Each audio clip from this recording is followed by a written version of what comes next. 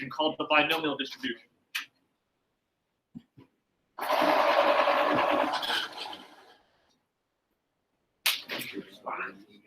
The geometric model tells us how many attempts before the first successful trial.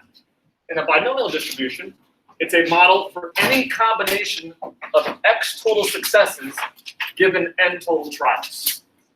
So in the binomial model, I'm not necessarily restricted to only one successful attempt.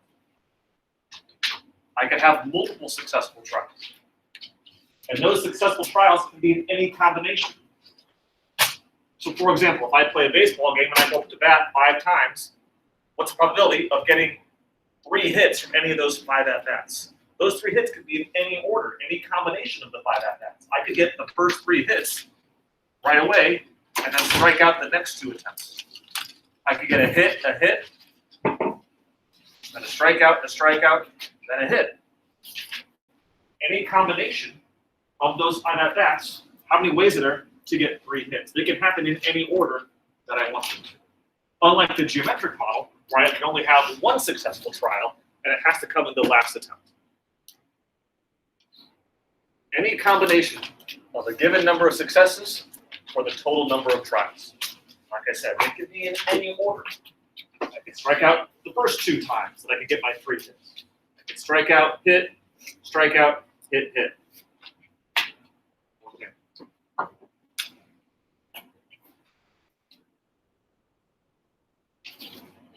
So a couple of different notations here. N is the number of trials.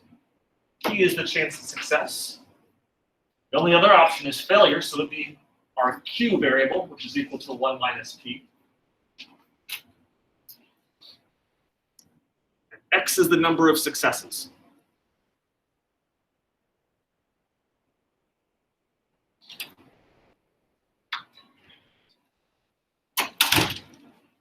The probability that we have X number of successful attempts in N total trials is equal to this combinatoric. Combinations of N choose X. That's how many ways that I can have X successful attempts in N total trials.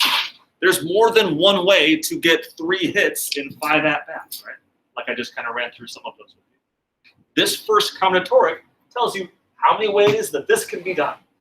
How many ways could I have X successful attempts in N total trials? How many ways can this event occur? There's your first combinatoric. Q would be the failures. Q is the failures. If I have X successes and N total trials, then the difference of the two, N minus X, would be how many total times I would have failed in those total trials.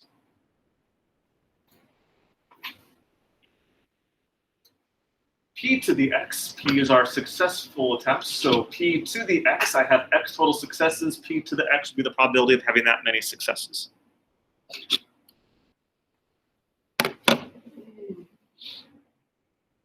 So we have our probability model. The next 2 is the average and standard deviation. The expected number of successes, or the average number of successes, is N, the total number of trials, times the probability of success.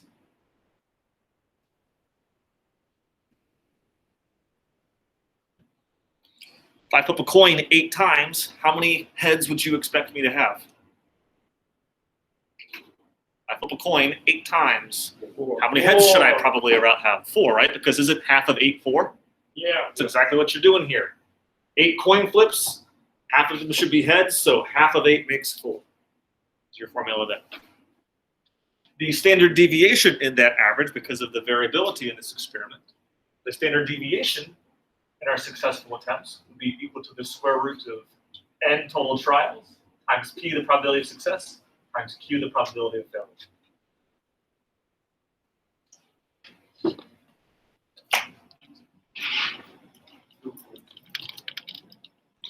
Pardon me, guys. I'm squeeze right between you here. Cool.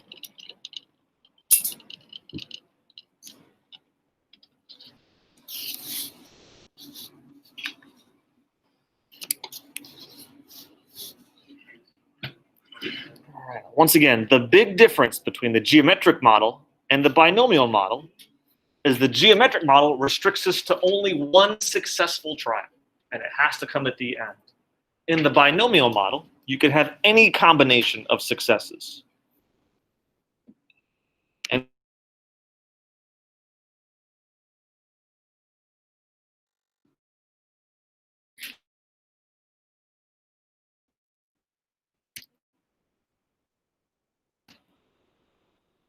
all right, so let's start playing around with this here.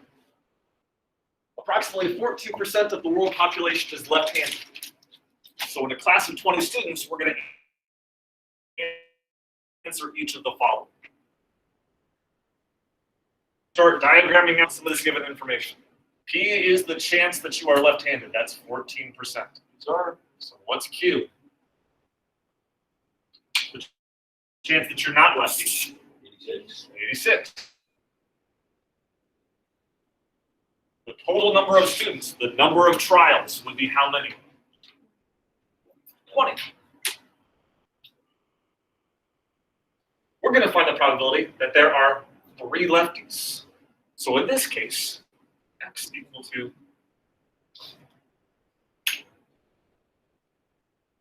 what's the chance that any 3 of the 20 students in the class are left-handed?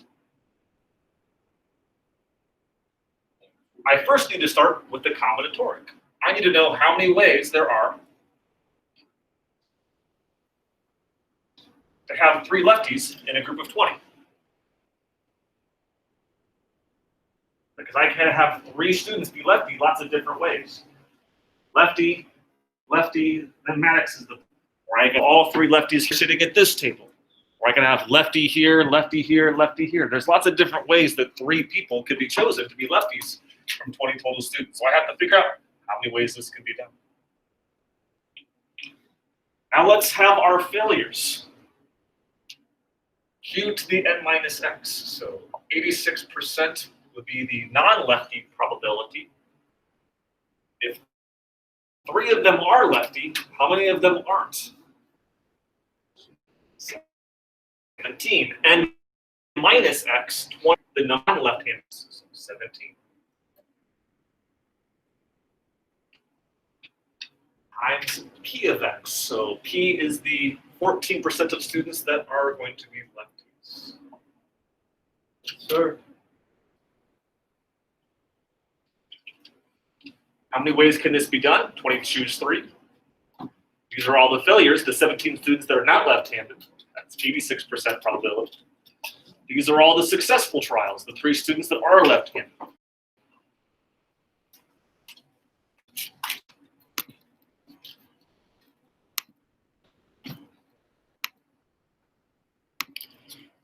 So 20 choose 3 times 86% to the 17th times 14% to the third. Looks like it's about 24.09%.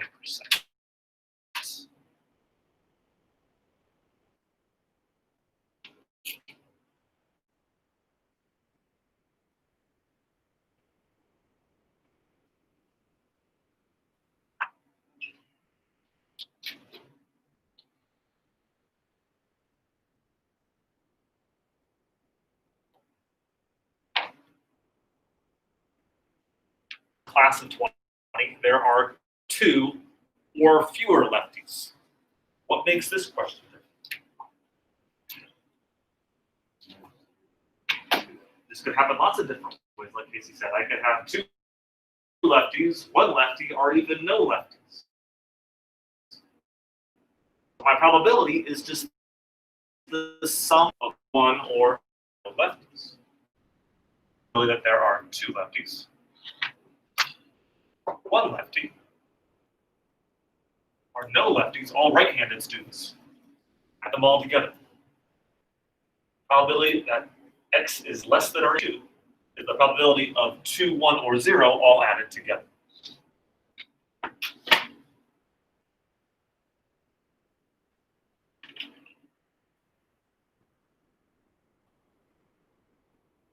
What's my new combinatoric now? There are 2 left than 20.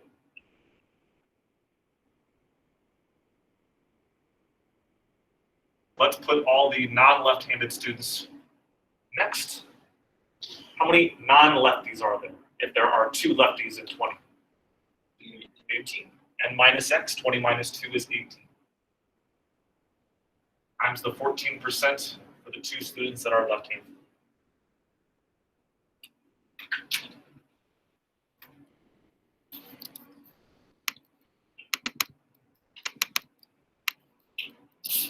Copy this.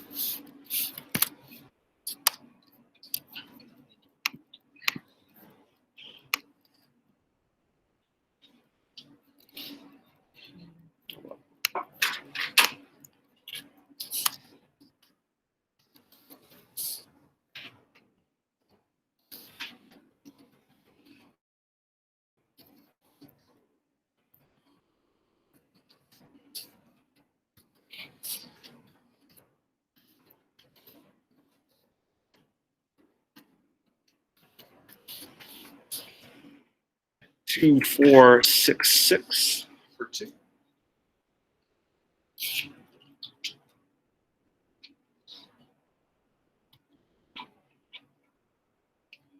Let's do 1. So 20 choose 1. Times how many non-lefty students are there if only one of them are left-handed? 19.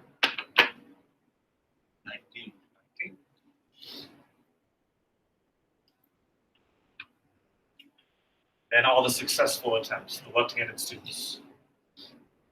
Only 1.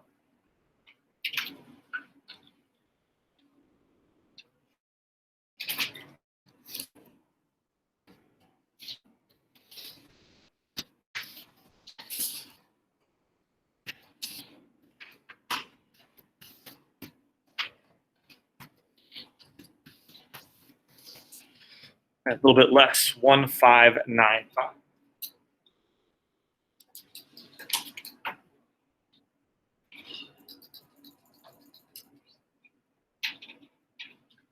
And now 0 lefties. They are all right-handed students.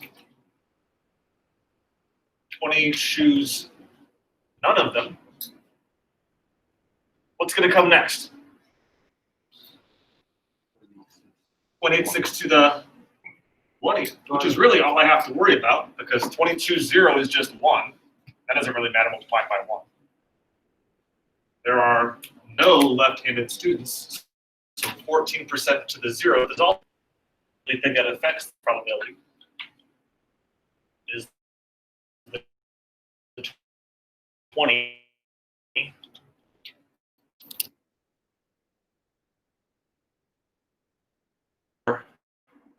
Nine oh.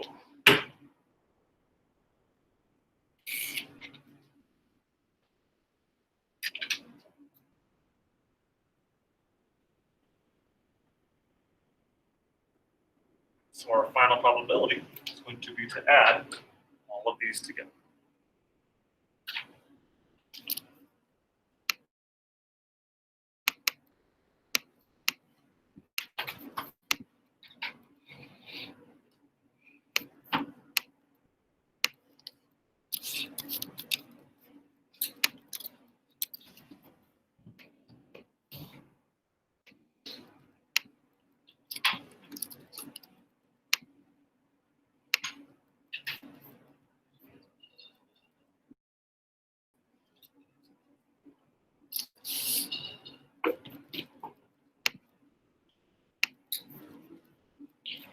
So let's stop. I had 2, 4, 6, 6. 1595. And then 049. We're about up to 4551, 45.5%.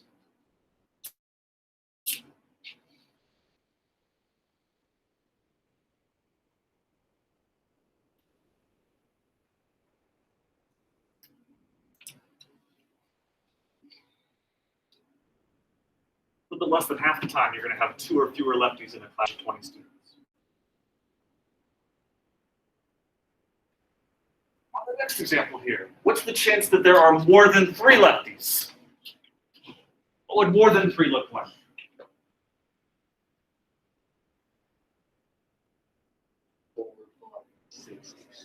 4, 5, 6, 7, 8, 9, 10, 11, 12, all the way up to 20. Do you want to sit here and do all of those added together? What's a more efficient way to do that? The opposite of more than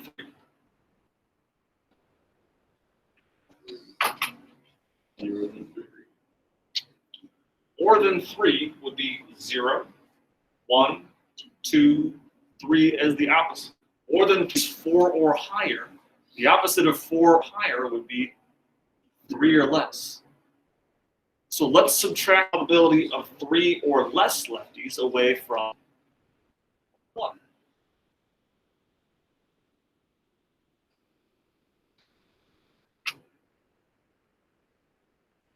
Greater than 3 is 1 minus probability of x equals 1.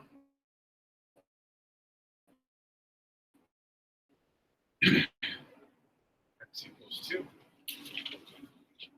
X equals 3. Which I forgot here.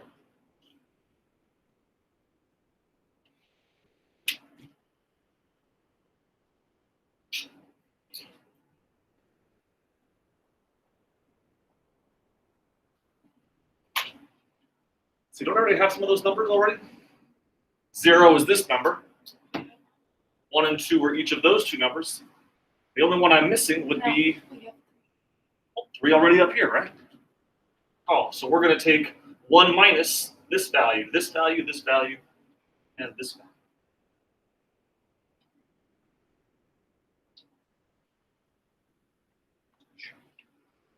0 is 049. 1 is 1595. 2 is 2466. 3 is 2409.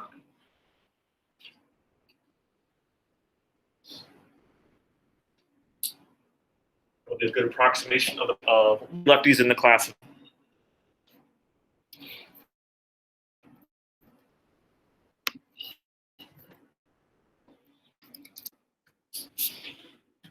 $409. 6.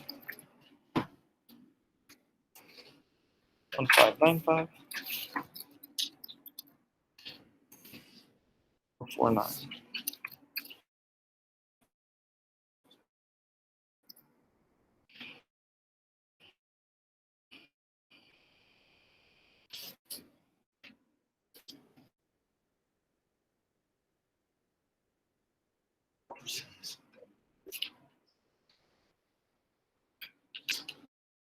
And a set of 20 students.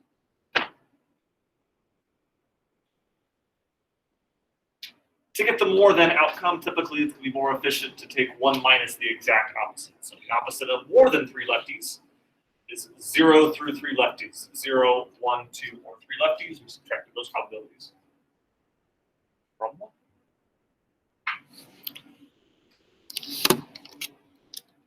Last one, then we'll pull up some work on decimals. Is the average and standard deviation number of lefties. What would be a typical number of lefties for us to expect in a set of 20 lefties?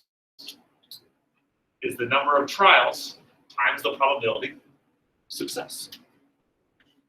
What would n be? How many students are in the class? What's the probability that any one of them is left-handed? 15%.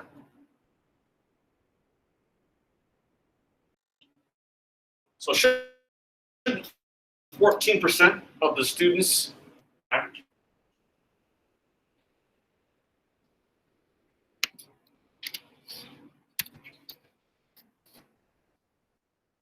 Well, I'd expect about 2.8 left-handed students.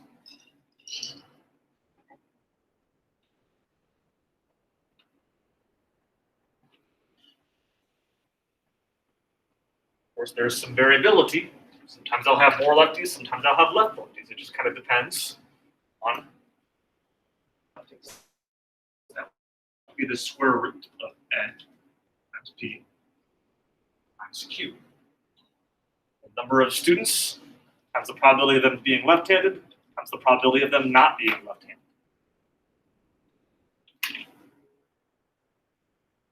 So our standard deviation is the square root of 20 times 14%. 86%.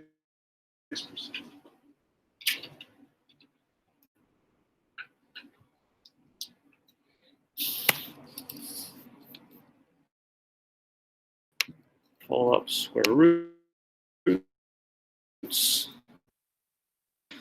of 20.4 times 0.07 left-handed students.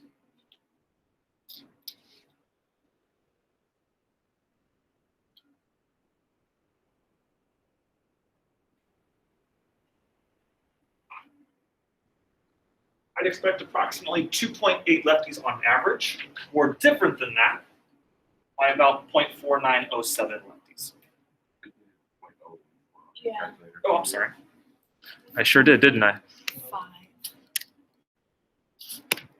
1.55.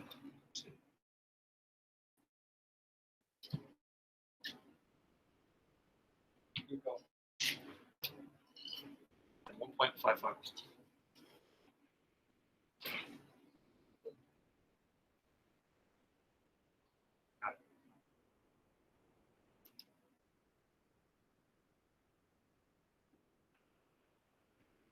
Why don't you grab your laptop and get onto Desmos. There's a pretty useful distribution on Desmos that's going to allow us to use the binomial model on our laptops.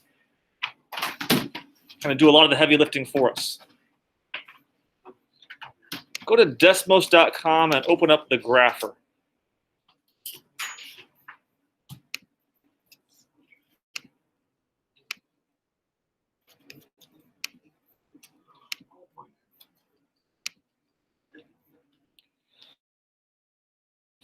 So Desmos, open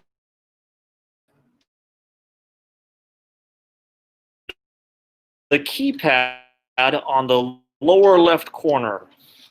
Open that guy up, and we're going to access the binomial distribution function.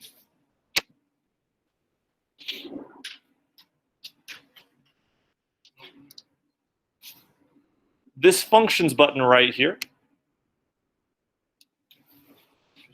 has all sorts of different options. Some trig functions, some statistics inputs, and then this distribution right here is where I can find the binomial distribution. And that should be under this button here, binomial dist. I think you could also just type in the key phrase binomial dist in this input bar.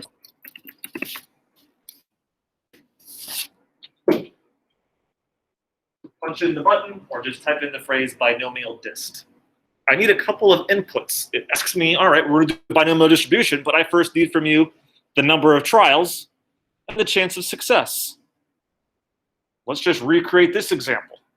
How many students, how many trials were there? 20. So do 20 next. Now, I need also the chance of a student being left-handed. What's our success probability? 14%. So comma to separate the values and type in 0.14. If you hit this magnifying glass in the lower left corner of that row, it's going to zoom your screen to the correct viewing window. And I have all sorts of different plots, these little dots in my graph that represent the probabilities of different number of left-handed students. What was the probability? 3 of them were left dot for the dot for the probability for 0 students, for 1 student, for 2 students, and then for 3 students right there. If you click on that dot, it'll have the probability. Pretty much the same value we got with the formula from earlier.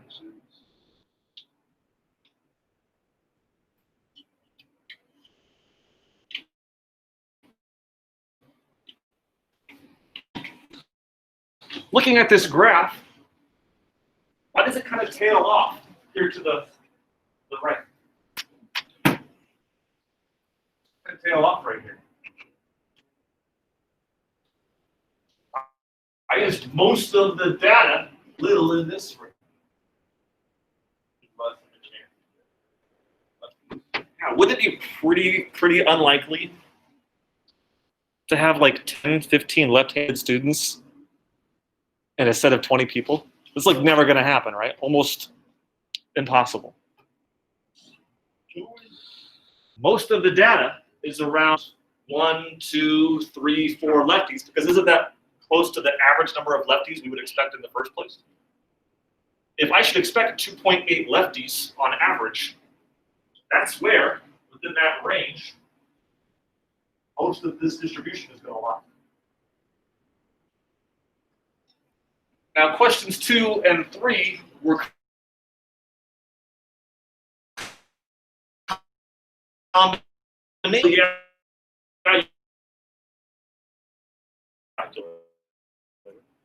or Desmos has another option for us.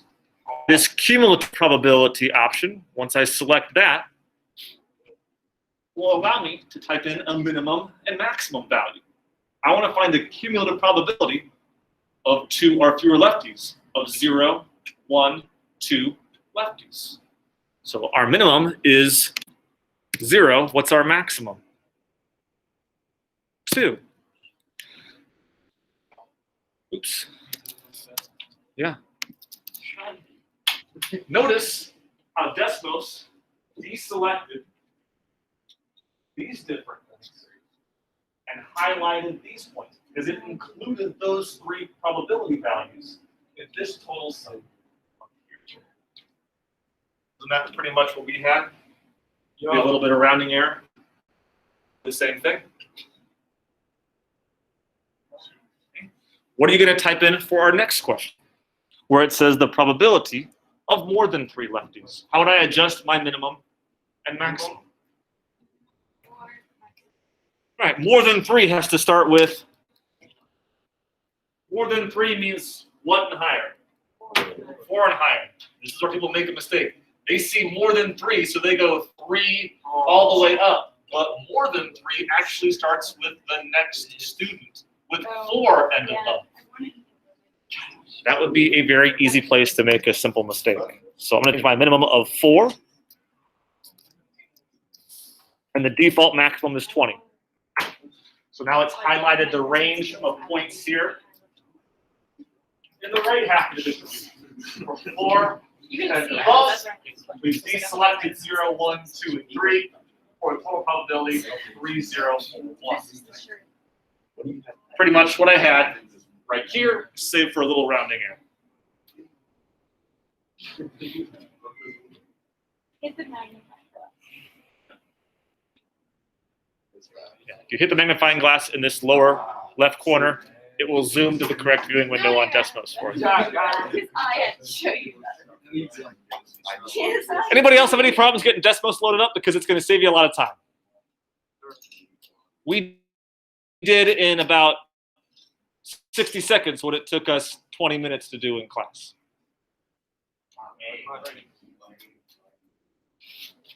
How do you guys feel about this? Any problems getting Desmos loaded up and ready to go?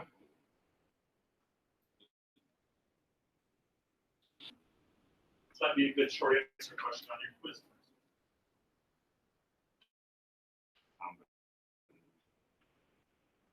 More than one success. More than one success. Any combination of total success. Given a certain number of trials. What happens in the geometric model to start with? Fail. You fail until when? You succeed. The last time is the first 20,000. The binomial model involves combinations. Because I could have multiple different successes in any order I want. As long as I have X total successes in my total number of trials.